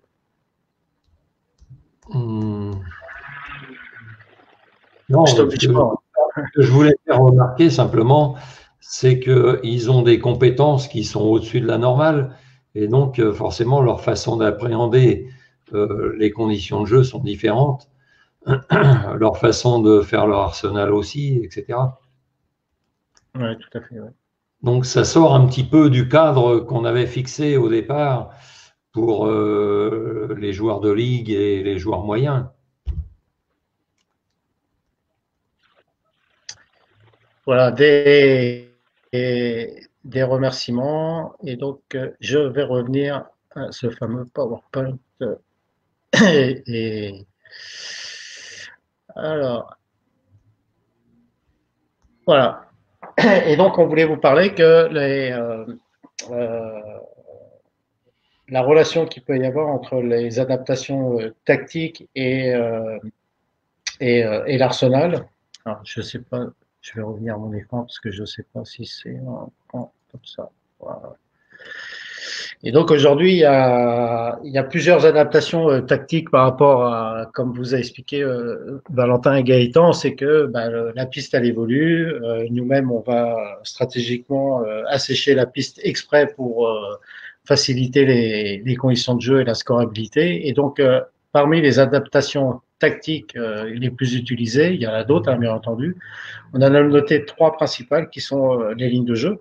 Donc, être capable de se décaler généralement vers la gauche, donc de jouer d'autres lignes de jeu, de modifier la vitesse de boule. C'est un impact qui est énorme sur la friction de la boule et donc la réaction de la boule sur la piste. Et puis de modifier son axe de rotation. Donc, si généralement on va monter vers la gauche, voire très très haut, donc on va modifier la ligne de jeu, on va modifier la vitesse, généralement on va la réduire et on va modifier son axe de rotation, on va mettre un peu plus d'axe de rotation pour que la boule puisse revenir. Alors si on prend le joueur qui a la compétence de jouer 2 lignes de jeu, par exemple la 2e et la 3e flèche, qui ne sait pas modifier la vitesse et qu'un seul axe de rotation, donc il a un total de compétences de 2. Si on prend la ligne jaune, s'il a 6 boules, ça lui fait 12 possibilités de s'adapter sur les pistes. Si on prend un autre joueur, le joueur B, qui est capable de jouer flèche 2, flèche 3, flèche 4 ou flèche 1, flèche 2, flèche 3, qui ne sait pas modifier sa vitesse, mais par contre qui sait modifier son axe de rotation, il va avoir un axe de rotation par exemple de 0 à 30 et de 30 à 60. Donc lui, ça lui fait un total de 6 compétences. En ayant un arsenal de 6 boules, ça lui fait 36 possibilités théoriques de pouvoir s'adapter sur la piste. Et si on prend un joueur de très haut niveau, qui est capable de jouer de la flèche 1 à la flèche 5, de modifier sa vitesse de boule et de modifier son axe de rotation. Ça lui donne 20 possibilités de compétences tactiques multipliées par un arsenal de 6 boules. Ça lui fait une possibilité de 120 adaptations tactiques possibles, théoriques. Plus, si on rajoute à ça les pads, bah, vous voyez bien la possibilité des adaptations tactiques qu'on peut avoir et donc la confiance. Et donc, vous voyez le total de compétences. Si je prends ne serait-ce que le joueur B qui a un total de 6 compétences pour arriver à égaler vers son concurrent de joueur C, il va lui falloir un arsenal de 20 boules et même avec un arsenal de 20 boules, il va pas réussir à concurrencer. Donc, l'idée, hein, c'est sur l'arsenal, c'est déjà de bien connaître son arsenal, d'avoir un arsenal cohérent. Donc, quand on dit cohérent sur la base, hein, parce que là, on n'est pas encore dans le très haut niveau, comme Valentin et Gaëtan nous ont expliqué, mais déjà d'éviter d'avoir des doublons et d'éviter d'avoir que des pearls, d'éviter d'avoir que du symétrique, que du asymétrique, diversifier de façon à avoir des boules qui donnent des réactions différentes. Ensuite, le conseil qu'on peut vous donner, c'est de vous challenger. Vous challenger, ça ne sert pas à grand-chose d'aller à l'entraînement avec vos 6 boules, par exemple. Donc, venez qu'avec une boule, avec 2 boules. Même quand vous allez jouer en ligue, vous connaissez le terrain, donc venez qu'avec une boule ou 2 boules. Et là, vous n'allez plus utiliser votre matériel comme solution, mais vous allez être obligé d'utiliser des compétences tactiques. Et ça va vous apprendre et vous améliorer à avoir des compétences. Et obligatoirement, ça va avoir un impact sur quoi? Sur la confiance. Parce que la confiance, elle peut pas être liée au matériel que vous allez avoir dans votre sac. Elle va être liée par rapport à ce que vous êtes capable de faire. Voilà. Je regarde s'il n'y a pas des questions. Et bien entendu, le tout reste la capacité d'être régulier avec toutes ces solutions. Effectivement, il faut s'entraîner. Et le matériel ne peut pas remplacer les compétences tactiques. Eric, je te coupe vite fait. Faut que j'y aille. J'ai un petit truc à 30. Donc merci pour l'invitation et à bientôt à tout le monde. J'espère qu'on va vite réouvrir et qu'on va se retrouver sur les pistes. Merci. Okay, merci Gaëtan pour ta disponibilité et tes explications. Les gens ont beaucoup apprécié. Salut Gaëtan. Bonne soirée à tous. Ouais. Merci Gaëtan. Est-ce que vous avez quelques questions à me poser? Moi, je vais peut-être y aller si jamais vous avez plus besoin de moi. Mais par contre, Valentin, tu peux intervenir et puis donner ton avis. Comme vous voulez. C'est plutôt à vous de savoir si vous avez envie de... Ah, tu peux rester, Valentin. Après, si tu veux intervenir, pas de souci. Si tu as des choses à faire, tu peux partir. Mais si tu as à la faire, tu peux rester avec nous, pas de souci. Pour l'instant, si quelqu'un a une question à poser avant que je m'en aille, et après je m'en irai. Ok, ça marche. Si je vais continuer sur la diapo d'après. Si pendant ce temps-là vous avez des questions, Valentin peut rester disponible quelques instants. Et donc l'idée c'est qu'au départ, on va faire un travail qui va être purement technique et donc on va avoir un maximum de boules et un minimum de compétences tactiques. Mais ça dure qu'un temps. Ça va vous aider en termes de scorabilité parce que vous allez être content, vous allez avoir des boules qui cassent, etc. Mais la performance va pas aller très très haut, elle va stagner et vous allez vous être confronté à des problématiques que les boules ne vont pas pouvoir résoudre. Par exemple, quand Valentin disait qu'il fallait monter sur la gauche, à chaque fois vous allez être obligé parce qu'à chaque fois de toute façon la piste va évoluer et va bouger. Donc vous pouvez essayer de garder la même boule ou changer de boule en restant au même endroit, ça fonctionne pas. Donc l'idée c'est d'aller à l'entraînement et de travailler les compétences tactiques, donc sur la vitesse de boule. Donc ça on le verra par la suite sur d'autres lives, on va vous expliquer quel type de compétences tactiques il faut travailler et comment. Et donc, tout en ayant 2 ou 3 boules, ça suffit largement. Par contre, après, en termes de performance, vous comprenez bien que toutes ces compétences tactiques que vous allez avoir, d'une part, va renforcer votre confiance, et cette confiance va être optimisée avec le nombre de boules que vous allez avoir dans votre arsenal. Ben, vous Et serez mieux.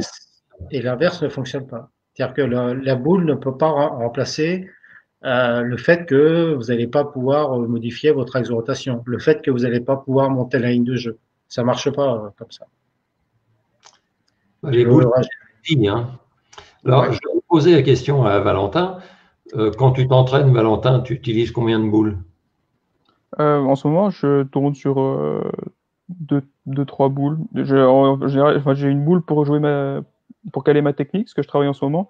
Et après, j'ai une boule pour me faire plaisir à la fin sur les 20 dernières minutes. Mais ouais, là, en ce moment, c'est 2 boules. Et c'est peut-être un entraînement dans la semaine où j'emmène mon sac actuel que j'emmènerai en compétition, là, pour faire une situation de compétition. Mais c'est une fois dans la semaine. Bon, je suppose que la plupart des gens, ça sera leur seul entraînement, mais en tout cas, voilà, c'est une fois dans la semaine.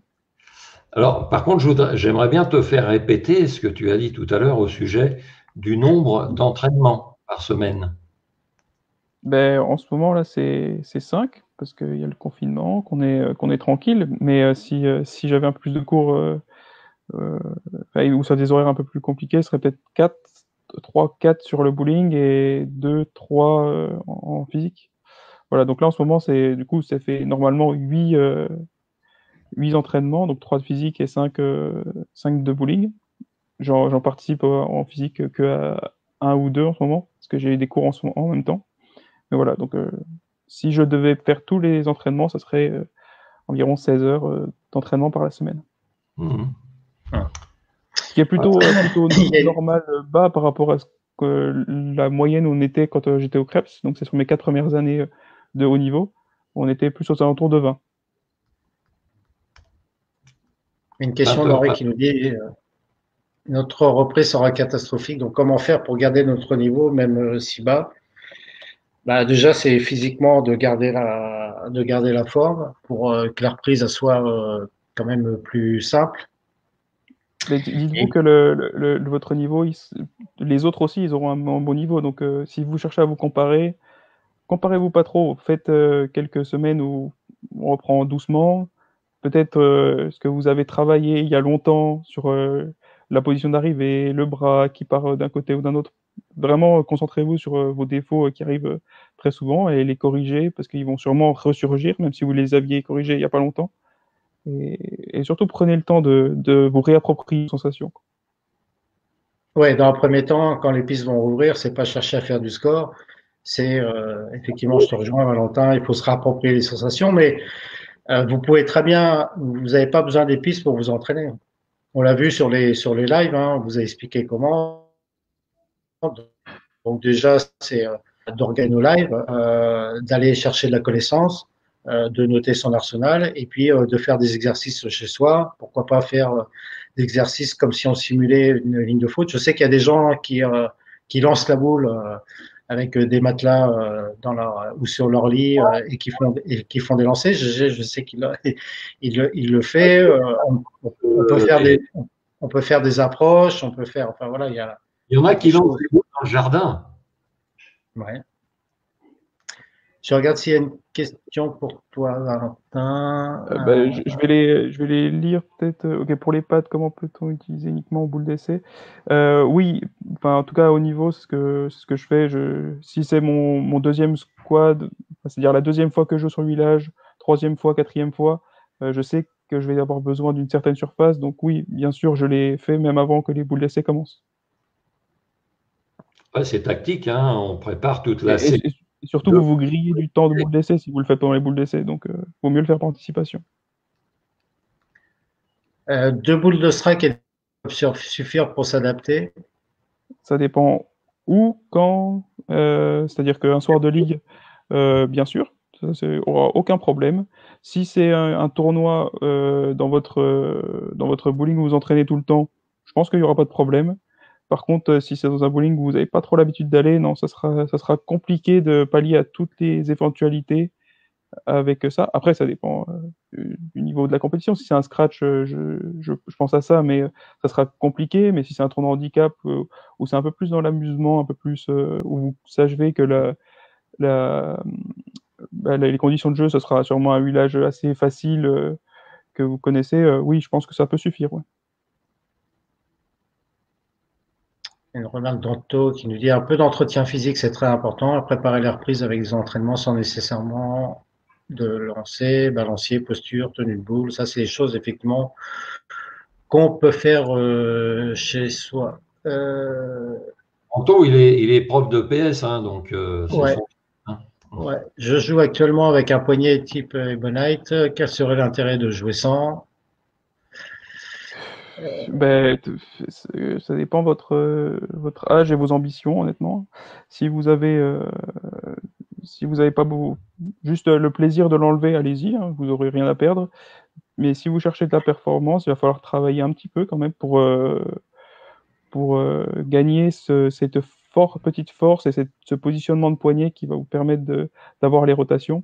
Mais un poignet va vous permettre d'avoir la position minimum pour faire un lâcher correct, mais vous ne pourrez peut-être pas aller plus loin dans votre apprentissage du lâcher, et c'est là où le poignet peut être des fois un peu bridant dans votre progression. Mais si ça vous convient, gardez-le. Quentin, que penses-tu de la formule du tournoi de Bruno Bidon?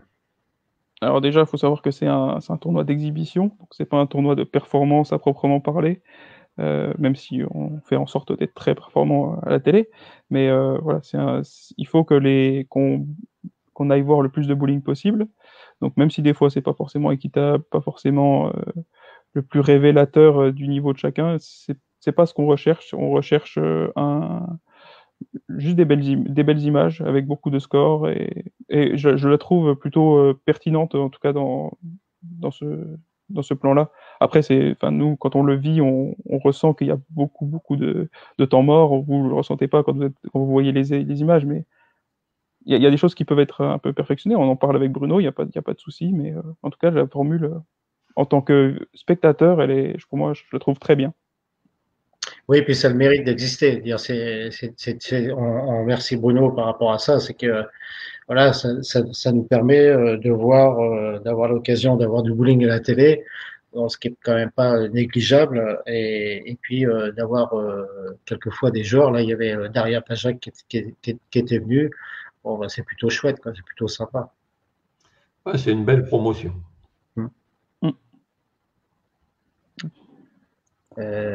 Dernière question, et puis après comment fais-tu pour choisir tel équilibrage par rapport à telle boule? Alors, l'équilibrage, ça peut faire partie d'un live en entier. Comment je choisis l'équilibrage? Déjà, il y en a un que j'aime bien. Je le refais quand je sens que le noyau va bien se comporter avec cet équilibrage-là.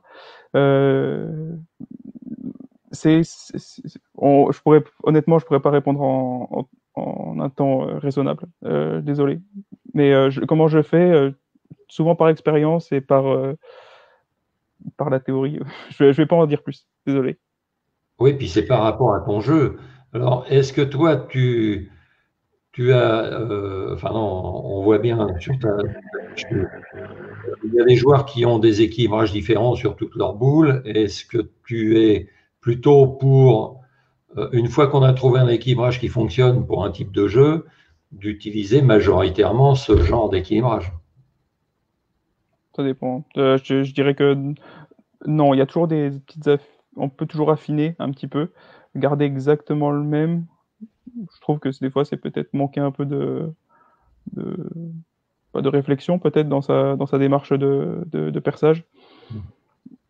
Mais en tout cas, oui, il y a forcément un équilibrage de référence qu'on aime bien. On aime bien voir ce comportement-là de boule sur la piste. Et aussi, il y a aussi un type d'équilibrage qui fonctionne très très bien sur beaucoup de conditions. Hein.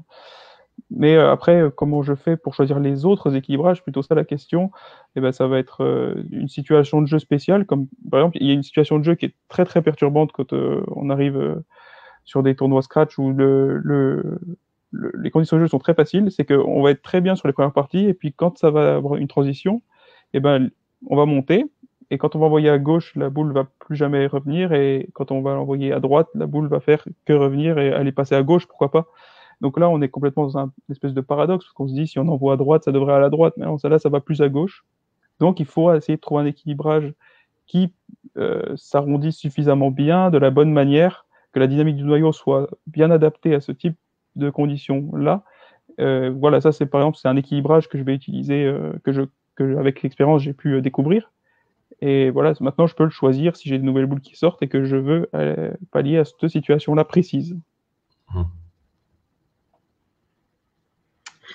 Ok, écoute Valentin, merci pour ces commentaires et ces remarques. C'était très instructif. Merci à vous. Merci à vous. Et peut-être à une prochaine fois. En tout cas, les équilibrages sur la semaine prochaine, on fera un live spécifique sur la compréhension des équilibrages théoriques, hein, parce qu'il y a toujours un écart entre la théorie et la pratique. Oui, puis c'est surtout que jusqu'à présent, on ne s'adressait pas aux joueurs de haut niveau, si tu veux. On s'adressait plutôt à la majorité des joueurs. Mais c'est bien aussi d'avoir votre avis, bien entendu. Eh ben, merci à vous. Et puis, oui, pourquoi pas une prochaine fois. Merci de vos commentaires aussi, ça fait plaisir. Merci Valentin, à bientôt. Bonne soirée à vous tous. Merci. Au revoir.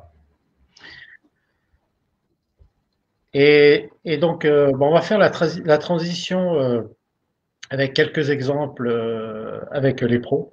Et donc, pour déterminer, pour voir en fait quel type de compromis rotation ils ont pour chacun d'entre eux. Donc, c'est une petite étude qu'on a faite.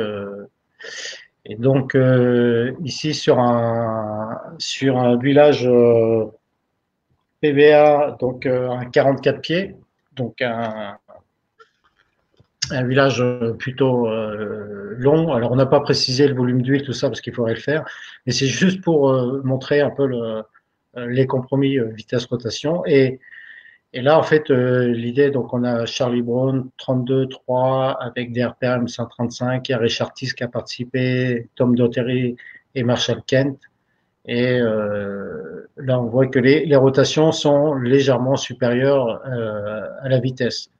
Mais les rotations sont légèrement supérieures à la vitesse. C'est peut-être dû aussi au fait du village, vu que c'est un village long et peut-être épais. On voit les lignes de jeu, il n'y a pas trop d'ouverture. Donc, c'est peut-être dû à ça. Un autre exemple, là, notamment avec Liz Johnson. Donc là, un village à 43 pieds, donc un peu plus, un pied plus court et peut-être un peu moins en volume, ça faudrait vérifier.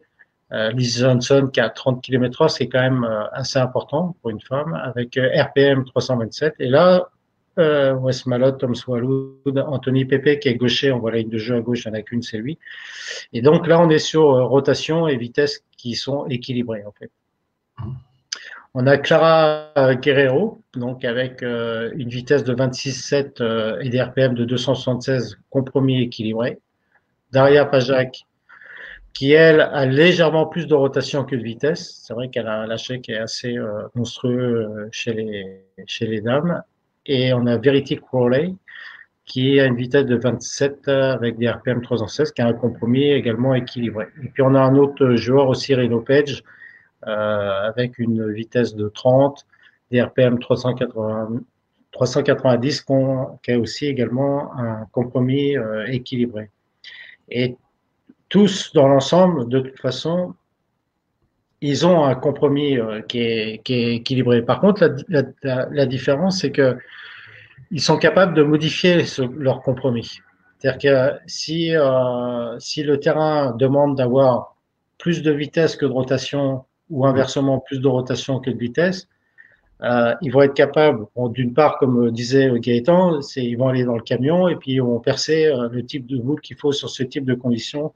Mais il y a un moment donné, parce que là, c'est que les finales. Mais quand vous êtes sur des éliminatoires et des séries, pour l'avoir vécu à Syracuse, Voilà, on l'a perdu. la boule, son compromis, il a sa boule, donc ils vont commencer à jouer à droite de la piste, mais à un moment donné, celui qui n'est pas capable de monter, de réduire sa vitesse de boule, d'augmenter son nombre de rotation, il peut aller, il peut aller percer toutes les boules qu'il veut dans le camion, ça va pas matcher.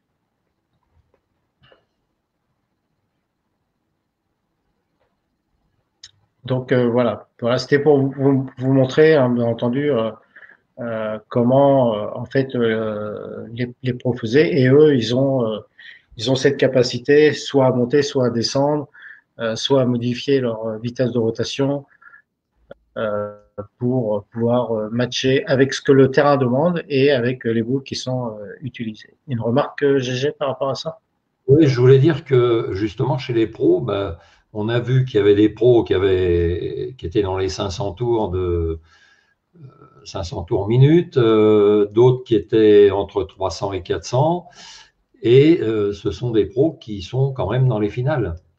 Hein, il n'est pas nécessaire de donner 500 tours minute à la boule pour être dans les finales.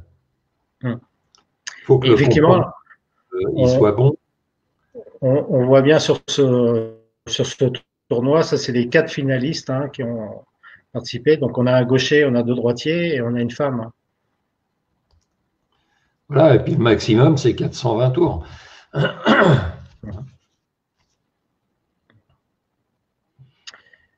Alors, c'est plus l'équilibre qu'il faut chercher que à toute force lancer à plus de 500 tours.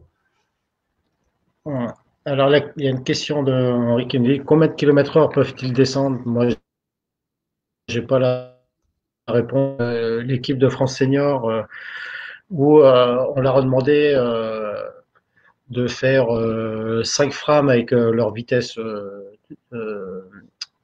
normale, et puis après de faire 5 frames sur une vitesse plus et 5 frames sur une vitesse moins. Donc ça permettait déjà de voir la régularité sur la vitesse normale, de voir la maîtrise et la régularité sur une vitesse plus, donc être capable d'avoir une vitesse plus et de le faire régulièrement, donc là sur 5 frames, et inversement, chez nos joueurs à l'heure actuelle, mais ça a dû évoluer, notamment avec Valentin et Gaëtan, qui ont fait des progrès par rapport à ça, mais il n'y avait pas plus, pour le meilleur, il y avait 3 km/h. Ce qui est pas, je ne sais pas si c'est énorme ou pas, mais en tout cas, entre le haut et le bas, ça va avoir une importance. C'est beaucoup parce que c'est le carré de la vitesse qui intervient. Hein, donc, dès que vous touchez à la vitesse, il ne faut pas oublier que c'est au carré. Hein. Donc voilà. Et puis, pour finir, les éléments de la pratique, mais ça, on y reviendra. Donc là, on parlera des pistes et des surfaces, topographie, village et évolution. Et comment on les rend plus maîtrisables.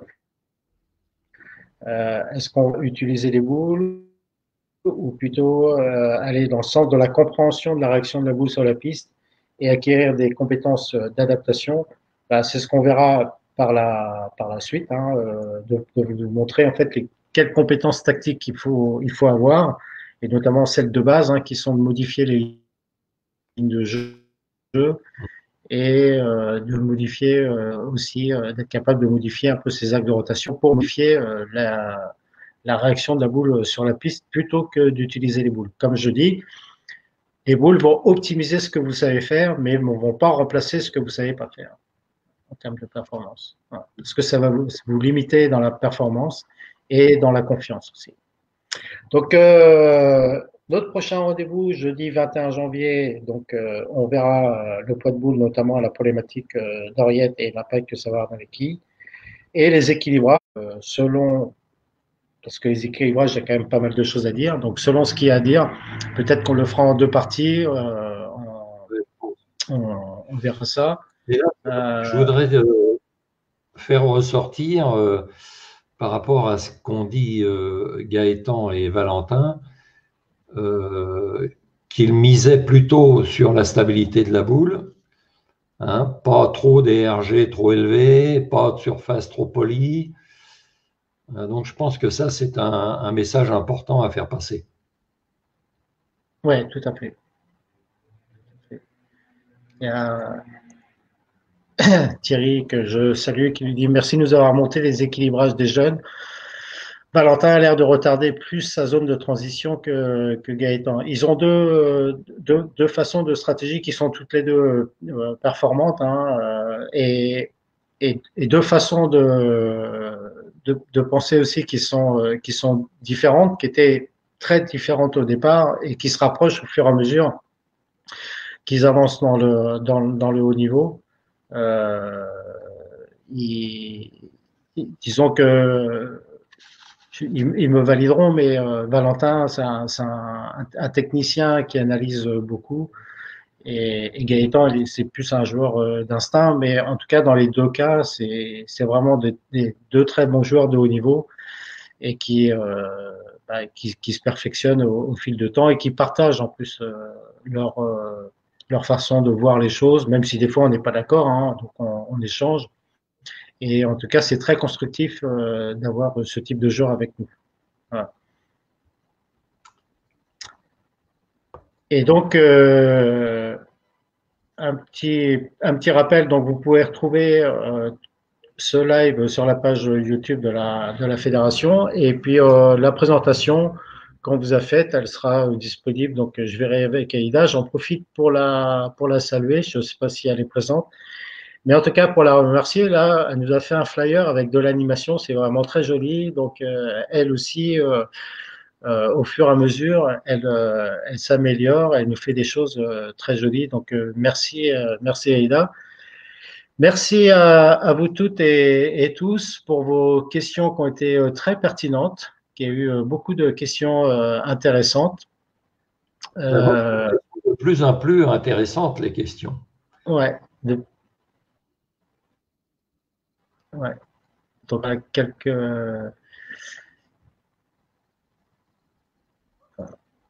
Merci, vous quatre. Pourrait-on avoir votre sentiment sur le futur du bowling qui s'oriente vers les quilles à ficelle?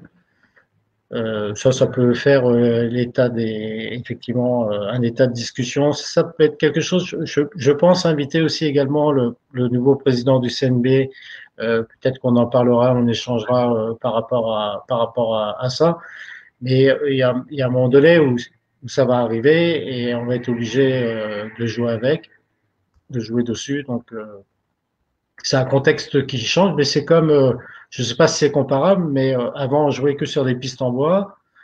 Le synthétique est arrivé, tout le monde était un peu anti-synthétique parce que ça dénature en fait le principe du bois. Et maintenant, si on devait rejouer sur du bois, ce serait à mon avis très compliqué, quoi. Donc en fait, tout contexte qui évolue, qui change, on s'adapte. Même si il y avait des personnes, toi Gégé, tu as mieux connu que moi encore, mais où vraiment le bois, c'était le bowling. Le bowling et le bois, ça avait un lien qui était très très fort. Et passer du synthétique, c'est dire, ouais, on va dénaturer complètement la pratique du bowling, quoi. En fait, ça changeait les conditions de jeu. C'était plus roulant parce qu'il y avait plus de friction, hein. Le vernis était plus mou que la surface synthétique. Par contre, les pistes en bois, si elles avaient un défaut, toutes les pistes en bois avaient le même défaut. C'est-à-dire qu'on n'avait pas les problèmes de topographie qu'on trouve aujourd'hui avec les pistes synthétiques. Et tu trouves que maintenant, il y a plus d'écart sur les pistes synthétiques que sur les pistes en bois? Il y avait plus de régularité sur les pistes en bois. Ouais. Ok. Salut Michel qui nous fait un petit coucou. Le bowling, hein, c'est prendre en compte la topographie et se dire, ben non, c'est pas moi qui l'ai mal lancé, c'est la piste qui est différente de celle d'à côté.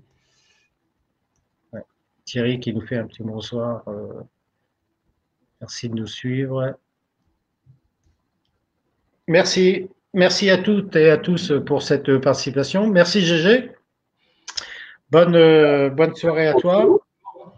Et puis, on se retrouve rapidement pour préparer le prochain live qui va être très, très intéressant parce que là, on va parler des équilibrages. Donc là, ça va être passionnant parce qu'on va avoir beaucoup de choses. D'intervenir aussi, puisqu'il est aussi perceur maintenant. Qui ça? Pardon, je n'ai pas suivi. Ouais. Ouais. On verra effectivement pourquoi pas inviter aussi des perceurs qui nous donnent leur impression par rapport à ça, quel type d'équilibrage ils ont l'habitude de faire et autres. En tout cas, merci à tous. C'était encore une fois très sympa. C'était toujours très très chouette d'avoir passé ce moment avec vous dans ce contexte difficile. Ça fait toujours du bien et c'est toujours un plaisir de vous retrouver. Merci à vous tous. Merci GG. À bientôt. Et bon courage et portez-vous bien. Allez, ciao. Salut tout le monde. Ciao.